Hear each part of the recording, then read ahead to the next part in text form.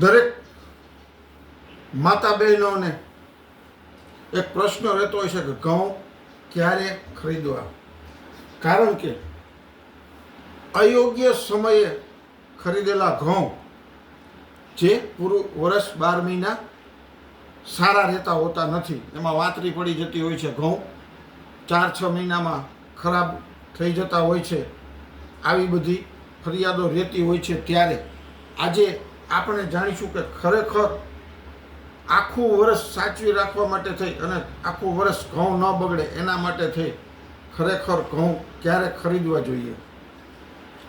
સૌ પ્રથમ આપણે સમજીએ કે આપ જ એક ઘઉંના વેપારી છો, આપને જ એક મોટો મોલ છે,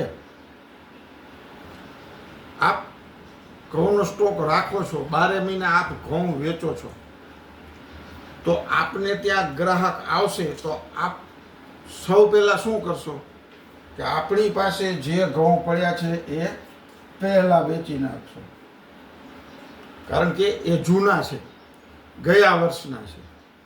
એટલે તમારે ત્યાં મતલબ કે વેપારીને ખોટ ન જાય એટલા માટે થઈને એ પહેલાં તમને જૂના ઘઉં આપી દેશે.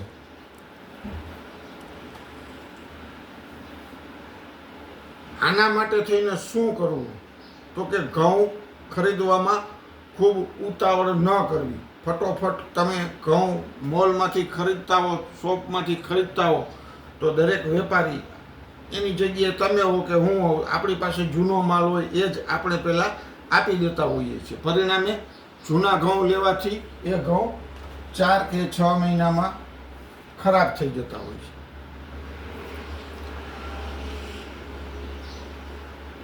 એ ઘઉં તમારા નસીબમાં ન આવ્યા અને તમે થોડાક મોડા લેવા ગયા તો ખેડૂતને પણ અત્યારે બધાને તાત્કાલિક રાહ કોઈએ નથી જોઈ, પૈસા ફટોફટ બધા પાસે આવી જવા જોઈએ. હવે ખેડૂત પણ શું કરશે કે એના ખેતરમાંથી ઘઉં કાઢી હલ્લરથી કે થ્રેશરથી કે જેનાથી કાઢી પછી ખરેખર એ ઘઉંને 10-15 દિવસ ઢગલો કરીને રાખી દેવાનો હોય છે. ત્યારે અત્યારે રોજડા, ઢોર, પશુનો ત્રાસ એનાથી બચાવવાના હોય. મોન્સૂન અત્યારે વાતાવરણ ગમે ત્યારે ખરાબ થઈ જતું હોય છે, વાવાઝોડું, વરસાદથી બચાવવાના હોય, ચોરીથી પણ બચાવવાના હોય. ત્યારે અત્યારે ખેડૂત શું કરે છે, ઘઉં કાઢી અને બીજે જ દિવસે સીધા ભરી અને યાર્ડમાં, માર્કેટમાં મોકલી આપે, ત્યાંથી સીધા શોપવાળા ખરીદી કરીને લઈ જાય. હવે આ ઘઉં તાત્કાલિક કાઢેલા જ્યારે પેક કરીને આપી દેવામાં આવે કે બીજે ત્રીજે દિવસે એ તમારી પાસે પહોંચી જતા હોય છે, ત્યારે આ ઘઉં પણ 4-6 મહિનાની અંદર ખરાબ થઈ જતા હોય છે. પછી આપણને એમ થાય કે આપણે શું ભૂલ કરીને કેમ આપણા ઘઉં બગડી ગયા. તો લેવામાં આપણે માતા બહેનોને એવું હોય છે કે એપ્રિલની શરૂઆતમાં આમ કે વેકેશન પડશે ને ફટોફટ પછી બહાર જવું છે ને વાં જવું છે ને આમ થશે ને ફટોફટ ઘઉંના ભાવ વધી જશે. એક એવી આપણને બહુ બીક હોય કે અત્યારે નીકળ્યા છે ને આ ભાવ છે ત્યાં ફટોફટ ખરીદી કરી લઈએ, પણ આપણે ફટોફટ ઉતાવળમાં આવા બધા નુકસાન વહોરી લેતા હોઈએ છીએ. એક તો કાં તો જૂના ઘઉં આપણને આવી જાય છે, કાં તો સાવ તાજા ઘઉં કાઢેલા હોય અને તરત જ આપણને ખરીદી લેતા હોઈએ છીએ. હવે તાજા ઘઉં તમે જો ખરીદી લેશો, એ ઘઉં 15 દિવસ, મહિનો દિવસ પડ્યા રહે એટલે એનું વજન પણ ઘટશે. ઘઉં જ્યારે તાજા નીકળે ત્યારે એમાં સેજ એ દાણો વજનદાર દાણો હોય, કારણ કે એમાં ભીનાશ, ભેજનું પ્રમાણ વધારે હોય. હવે તમે દાખલા તરીકે 20 મણ ઘઉં ખરીદો છો, 20 મણ ઘઉંની તમે ખરીદી કરી, 5% ઘઉં એમાંથી ઘટ આવવાની છે. એટલે 1 મણે 1 કિલો ઘઉં ઘટવાના છે. 20 મણે 20 કિલો ઘઉં ઘટશે એટલે 1 મણ ઘઉંના પૈસા તમારા ગયા.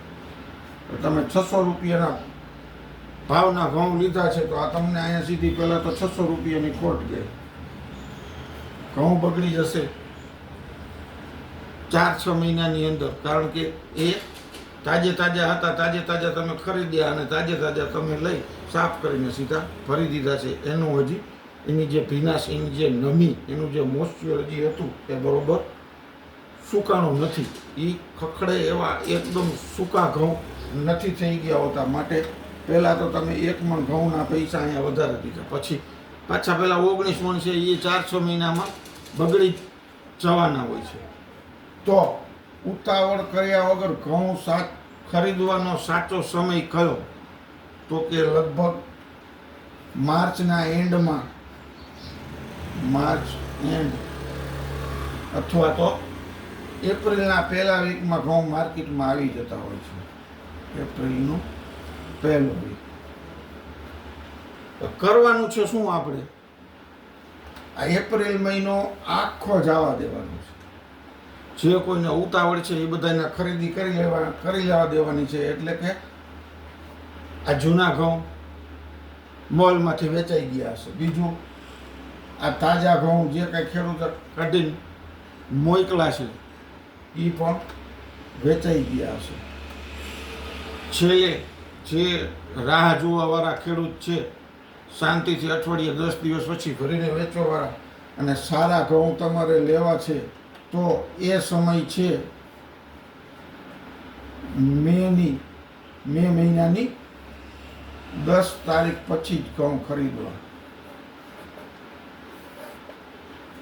જો આટલું ધ્યાન આપણે રાખશું તો આપણા ઘઉં બગડવાની 90% શક્યતાઓ ઘટી જશે.